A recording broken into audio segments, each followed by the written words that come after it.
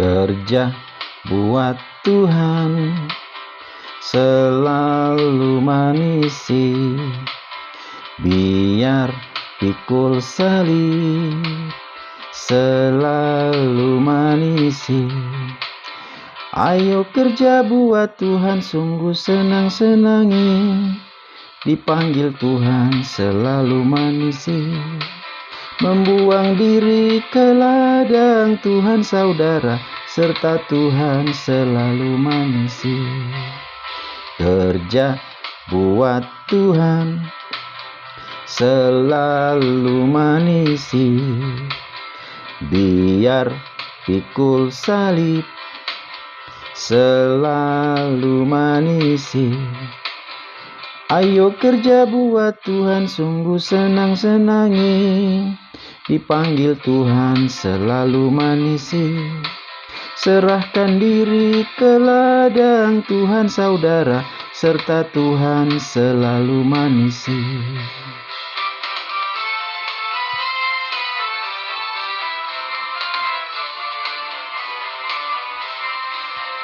Kerja buat Tuhan selalu manisi, biar pikul salib selalu manisi.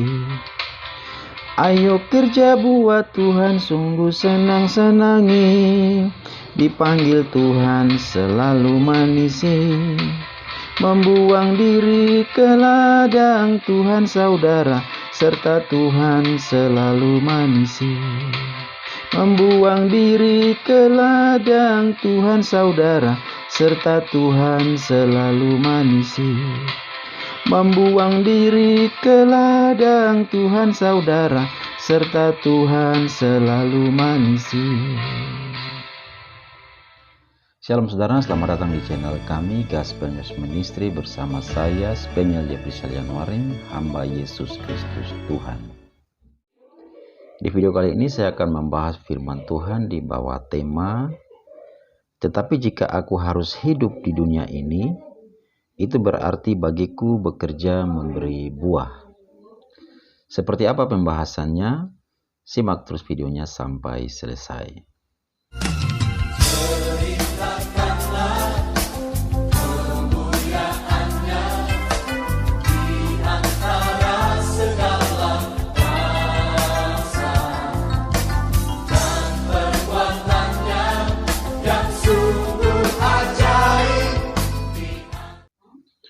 Baik saudara, sebelum kita masuk pada pembahasan, saya akan berdoa.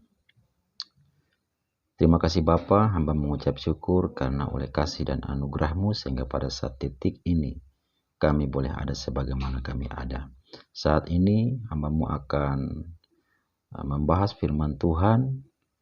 Oleh sebab itu hamba minta urapan-Mu terjadi dalam hidup hamba-Mu. Tuhan urapi bibir mulut lidah hamba-Mu supaya dapat menjadi berkat bagi kehidupan hamba, keluarga, dan juga banyak orang. Tuhan juga berkati materi yang telah disiapkan. Setiap kata demi kata Tuhan berkati supaya dapat menjadi berkat bagi banyak orang. Tuhan juga berkati fasilitas yang hamba gunakan, biarlah mendatangkan kemuliaan bagi-Mu.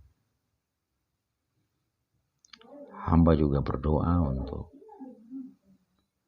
setiap roh yang bukan datangnya daripada Tuhan yang mau mengganggu jalannya acara pembahasan ini dalam bentuk apapun, yang mengganggu hati, pikiran, dan sebagainya. Hamba patahkan kuasanya di dalam nama Tuhan Yesus Kristus. Dan biarlah Roh Kudus saja yang beracara berkarya di tempat ini, di hati dan pikiran hamba-Mu dan juga semua para pendengar. Berikanlah kami hikmat dan pengertian supaya kami dapat memahami kehendak-Mu ya Tuhan. Terima kasih Tuhan. Ampuni salah dan dosa kami, sucikan dan kuduskanlah kami. Layakkan kami oleh darah-Mu Tuhan dari setiap pelanggaran kami, baik sikap hati, tutur kata, perbuatan kami, dilayakkan oleh darah-Mu Tuhan.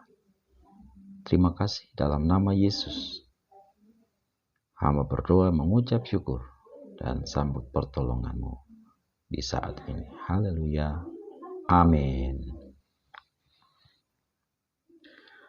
Nah, baik saudara, saya akan membaca firman Tuhan yang terambil di dalam kitab Filipi pasal 1 ayat 22. Tetapi jika aku harus hidup di dunia ini, itu berarti bagiku bekerja memberi buah. Jadi mana yang harus kupilih? Aku tidak tahu. Nah, ini adalah kata-kata Paulus ya. Nah, saudara, buah seperti apa yang dikehendaki Allah? Tentu adalah buah yang baik. Saya akan membahas tema ini dalam 3 bagian. Part 1 kita akan belajar tentang 3 jenis buah. Buah yang pertama adalah buah karakter atau buah-buah roh. Itu terlihat di Galatia pasal 5 ayat 22 dan 23. Tetapi buah roh ialah kasih, sukacita, damai sejahtera, kesabaran, kemurahan, kebaikan, kesetiaan, kelemah lembutan, penguasaan diri. Tidak ada hukum yang menentang hal-hal itu. Jadi saudara, ini adalah buah-buah roh atau buah-buah karakter. Saudara tentu tahu bahwa kasih itu apa? Kasih itu sabar, kasih itu murah hati, ya tidak sombong, dan seterusnya ya. Nah, jadi kalau dalam hidup kita itu masih ada kesombongan, nah berarti kita belum menghasilkan buah yang baik. Karena kesombongan terus kemegahan, memegahkan diri itu adalah ciri-ciri atau karakter daripada malaikat yang jatuh, yaitu yang disebut Lucifer ya. Kenapa sampai dia bisa dicampakkan dari sorga, diusir dari sorga? Ya karena dia mau memegahkan diri, mau menyamai yang maha tinggi. Dia sombong. Nah, 2 hal ini membuat Lucifer atau malaikat yang memimpin pujian penyembahan di sorga itu dicampakkan dari sorga, sehingga dia menjadi setan atau iblis. Nah, jadi saudara, kalau dalam kehidupan sehari-hari kita masih menunjukkan kemegahan diri kita, masih sombong, nah itu berarti kita belum menghasilkan buah yang baik. Nah, itu kasih contohnya ya, kasih. Lalu di situ ada sukacita. Nah, dalam kehidupan kita sehari-hari, kita harus mewarnai hidup kita dengan sukacita yang dari Tuhan. Entah mau susahkah, mau senangkah, mau ada uang atau tidak ada uang, mau ada makan atau tidak ada makan, kita harus tetap bersukacita. Nah, itu berarti kita sudah menghasilkan buah-buah karakter atau buah-buah roh dalam kehidupan sehari-hari. Berikutnya adalah damai sejahtera. Kita sebagai anak-anak Allah harus pembawa damai, harus menjadi pembawa damai, bukan pembawa masalah atau sumber masalah. Kalau kita datang ke suatu tempat dan orang bilang, aduh bapak ini kalau datang ini pasti akan jadi masalah karena dia ini sumber masalah. Wah, berarti kita belum menghasilkan buah yang baik. Nah, tapi kalau kita datang ke suatu tempat, terus orang berkata, wah kalau bapak ini datang ini pasti suasana akan tenang. Masalah yang kita hadapi ini pasti dapat diselesaikan. Dengan mungkin mendengar bapak ini menyampaikan sepatah kata, langsung hati kita damai. Nah, itu berarti kita sudah menjadi atau kita sudah menghasilkan buah yang baik. Nah, lalu kesabaran. Kesabaran ini juga adalah buah yang dituntut oleh Tuhan dalam kehidupan sehari-hari. Seorang suami harus sabar terhadap sikap istrinya, seorang istri harus sabar terhadap sikap suaminya. Begitu juga anak-anak terhadap orang tua terhadap anak-anak. Kita dengan tetangga harus ada sabar. Jangan sampai ketika kita digesek sedikit atau mungkin orang bermasalah dengan kita atau suami bermasalah dengan istri bermasalah dengan suami, tidak sabar lalu terjadi perkelahian, terjadi pemukulan dan sebagainya, kekerasan. Nah, ini berarti kita belum menghasilkan buah yang baik. Lalu kemurahan. Nah, kemurahan ini berbicara tentang sikap hati ya. Nah, ini biasa ada hubungannya dengan memberi pengampunan atau memberi maaf kepada orang yang bersalah kepada kita. Ada orang yang saking marahnya, dia tidak mengampuni musuhnya, dia tidak mengampuni orang yang bersalah kepadanya. Bahkan dia mungkin berkata bahwa sampai mati pun aku tidak akan mengampuni kamu atau memaafkanmu. Nah, ini berarti orang ini tidak menghasilkan buah. Dan akibatnya ya fatal sekali ya. Nanti sebentar kita akan belajar akibat dari tidak menghasilkan buah yang bernama kemurahan. Ya. Lalu kebaikan ya, tentu kita harus menjadi orang yang baik. Kalau orang berkata, oh bapak ini baik, ibu ini baik, ya puji Tuhan, sesuai dengan pengamatan mereka. Tapi kalau orang bilang, aduh bapak ini tidak baik, atau orang ini tidak baik, dalam konteks kebenaran, kebaikan dalam konteks kebenarannya. Lalu yang berikut, kesetiaan. Nah, kesetiaan ini berat ya saudara. Kadang-kadang, saya kasih contoh, seorang suami tidak setia kepada istrinya. Kadang-kadang juga begitu sebaliknya, seorang istri tidak setia kepada pasangannya. Jadi ini adalah hal yang berat. Itu dalam konteks hubungan berumah tangga atau suami istri. Lalu juga kesetiaan kita di dalam mengiring Tuhan, kesetiaan kita di dalam membangun keintiman dengan Tuhan, itu doa kita tidak setia berdoa, lalu kita tidak setia memuji dan menyembah Tuhan dalam kehidupan sehari-hari, lalu kita tidak setia membaca firman Tuhan dalam kehidupan sehari-hari. Kalau itu tidak kita lakukan, berarti kita belum menghasilkan buah yang baik. Lalu yang berikut, kelemah lembutan. Kelemah lembutan ini adalah sikap kita menghadapi sesuatu masalah, misalnya jangan langsung dengan emosi, dengan marah. Sebelum kita berpikir dengan jernih, langsung kita memberikan respon yang kasar, misalnya seperti itu ya. Itu lemah lembut. Lalu yang berikut, penguasaan diri. Penguasaan diri sangat penting ya saudara. Kadang-kadang kita di dalam pikiran kita sudah ada pikiran jahat ya. Lalu di hati kita sudah panas. Pikiran jahat, hati panas. Tetapi kalau kita punya penguasaan diri, kita bisa menahan diri sehingga kita tidak bertindak yang justru dapat membahayakan diri kita atau membuat suatu masalah menjadi bertambah besar seperti itu. Jadi penguasaan diri ini penting.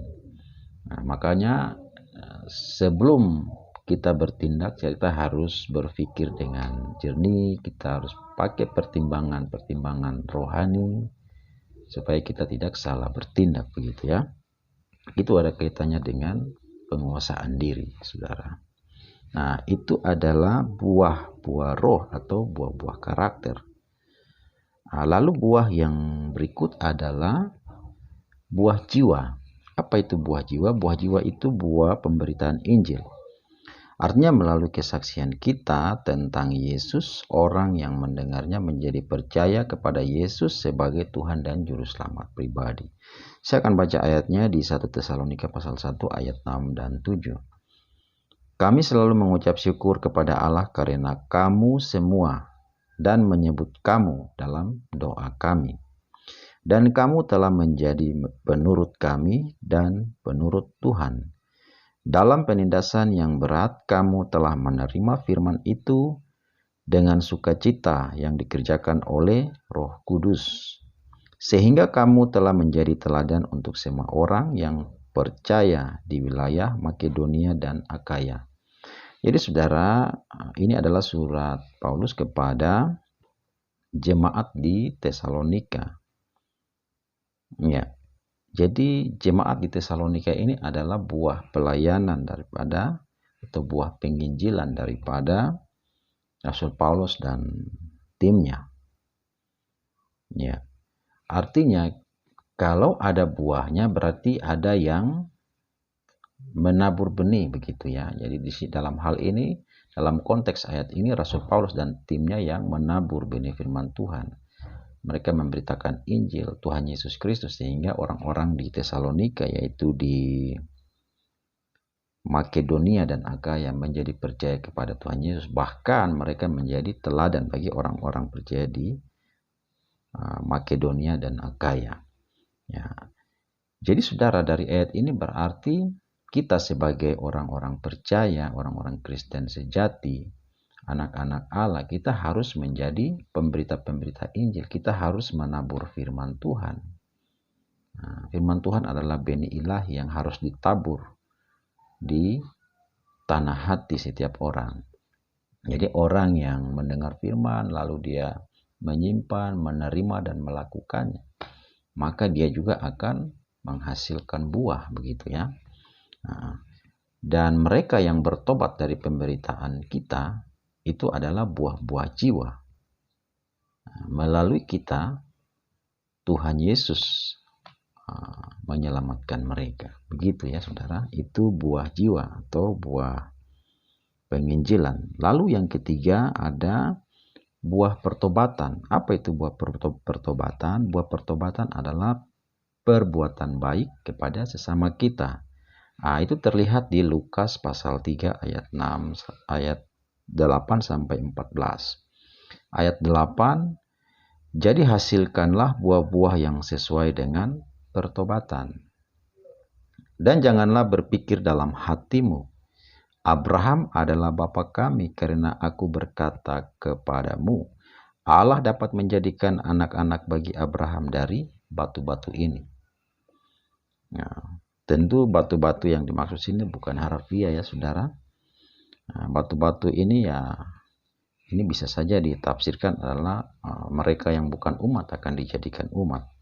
Lalu ayat 9, kapak sudah tersedia pada akar pohon, dan setiap pohon yang tidak menghasilkan buah yang baik akan ditebang dan dibuang ke dalam api.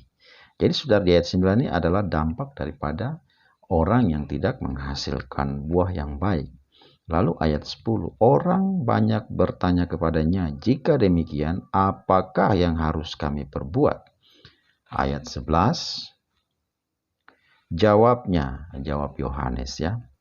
Barang siapa mempunyai 2 helai baju, hendaklah ia membaginya dengan yang tidak punya. Dan barang siapa mempunyai makanan, hendaklah ia berbuat juga demikian.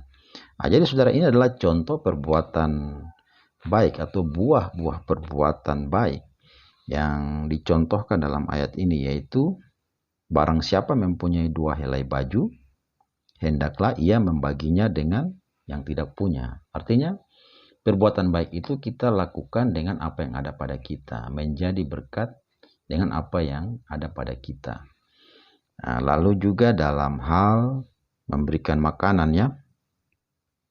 Dan barang siapa mempunyai makanan, hendaklah ia berbuat juga demikian. Jadi kalau ada makanan lebih begitu, kita bisa membagikan kepada orang yang membutuhkan atau orang yang tidak punya makanan. Seperti ini adalah buah perbuatan baik. Lalu ya, barang siapa mempunyai, ini sudah tadi ayat 12 Ada datang juga pemungut-pemungut cukai untuk dibaptis, dan mereka bertanya kepadanya, Guru, apakah yang harus kami perbuat? Ini latar belakang seorang pemungut cukai. Dia bertanya kepada Yohanes, apa yang harus kami perbuat? Nah, lalu Yohanes berkata, jawabnya, jangan menagih lebih banyak daripada yang telah ditentukan bagimu. Nah, berarti kita harus orang yang berlatar belakang seperti pemungut cukai ini, dia harus melakukan tugas atau menjalankan fungsi tugas sebagai pemungut cukai ini harus sesuai dengan aturan yang telah ditentukan. Jangan menambah atau membuat aturan sendiri begitu ya, untuk mendapatkan keuntungan-keuntungan pribadi di luar daripada haknya begitu. Lalu ayat 14, dan prajurit-prajurit bertanya juga kepadanya. Ya, jadi ada orang yang profesi sebagai prajurit juga bertanya kepada Yohanes, dan kami, apakah yang harus kami perbuat? Jawab Yohanes kepada mereka, jangan merampas dan jangan memeras, dan cukupkanlah dirimu dengan gajimu. Ya. Nah, berarti jangan kita merampas milik orang lain, memeras harta atau memeras haknya orang lain untuk memenuhi keinginan kita. Di situ cukupkanlah dirimu dengan gajimu. Berarti jangan lagi kita korupsi seperti itu ya. Kalau bagi mereka yang bekerja di kantor atau di manapun itu yang ada potensi korupsi, di sini Alkitab dengan jelas berkata bahwa cukupkanlah dirimu dengan gajimu. Jadi kalau kita sudah menerapkan ini dalam kehidupan pekerjaan kita, itu artinya kita sudah menghasilkan buah-buah perbuatan baik, begitu ya. Ya, itu namanya buah pertobatan atau buah perbuatan baik kepada sesama. Lalu saudara, kita masuk pada bagian yang kedua. Kita akan belajar tentang 3 hal supaya kita menghasilkan buah yang baik. Yang pertama adalah ditanam di bait Tuhan. Saya akan baca ayatnya di Mazmur 92 ayat 14 dan 15. Mereka yang ditanam di bait Tuhan akan bertunas di pelataran Allah kita. Ayat 15, pada masa tua pun mereka masih berbuah menjadi gemuk dan segar. Saudara, saya berusaha untuk merenungkan kata atau kalimat ditanam di bait Tuhan. Lalu saya mendapat pengertian bahwa bait Tuhan atau ditanam di bait Tuhan ini berbicara tentang membangun keintiman dengan Tuhan. Di dalam 3 hal ya, yaitu membangun kehidupan doa, membangun kehidupan pujian penyembahan, dan membaca firman Tuhan serta merenungkan firman Tuhan siang dan malam. Melakukan dan juga membagikan firman Tuhan. Itu yang saya tangkap ya dari kalimat ditanam di bait Tuhan. Karena ya aktivitas di dalam bait Tuhan itu kan 3 itu ya kalau kita melihat, yaitu doa yang dilakukan oleh imam dan juga ini kalau dalam konteks perjanjian lama ya. Lalu pujian penyembahan, lalu firman atau pesan firman yang disampaikan oleh Allah kepada imam di dalam bait Allah, lalu imam-imamlah yang menyampaikan kepada umat Israel. Itu dalam konteks perjanjian lama. Nah, kalau saat ini kan imam besar kita Tuhan Yesus. Berarti kita yang percaya kepada Yesus mempunyai akses untuk langsung masuk ke ruang kudus atau ruang maha kudus, karena tabir bait Allah itu telah sobek dari atas dengan matinya Tuhan Yesus di kayu salib. Jadi kita memiliki akses untuk masuk dalam hadirat Tuhan. Jadi 3 hal itu penting. Ya, doa, pujian penyembahan, dan juga membaca serta merenungkan firman Tuhan siang dan malam. Nah, lalu hal yang kedua supaya kita bisa menghasilkan buah yang baik adalah tinggal di dalam Tuhan. Sebenarnya sama saja saudara. Cuma ini versinya Yohanes 15 ayat 4 dan 5. Maksudnya memang sama tetapi ayatnya beda. Ayat 4 berkata, tinggallah di dalam aku dan aku di dalam kamu, sama seperti ranting tidak dapat berbuah dari dirinya sendiri, kalau ia tidak tinggal pada pokok anggur. Demikian juga kamu tidak berbuah, jikalau kamu tidak tinggal di dalam aku. Ayat 5, akulah pokok anggur dan kamulah ranting-rantingnya. Barang siapa tinggal di dalam aku dan aku di dalam dia, ia berbuah banyak.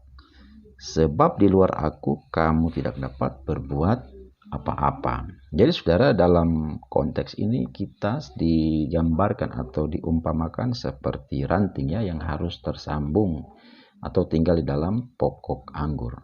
Dan Tuhan Yesus adalah pokok anggur.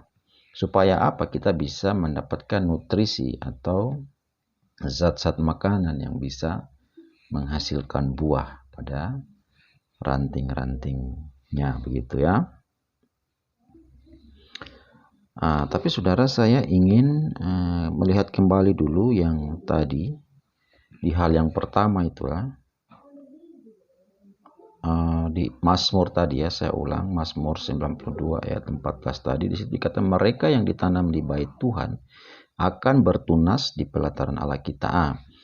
Jadi sudah jelas bahwa ditanam di bait Tuhan itu berbicara tentang membangun keintiman dengan Tuhan di dalam roh dan kebenaran, ya, doa, memuji dan menyembah Tuhan dalam roh dan kebenaran, lalu membaca, merenungkan firman Tuhan siang dan malam, melakukan dan membagikan firman Tuhan. Lalu di situ ada kata bertunas di pelataran Allah kita.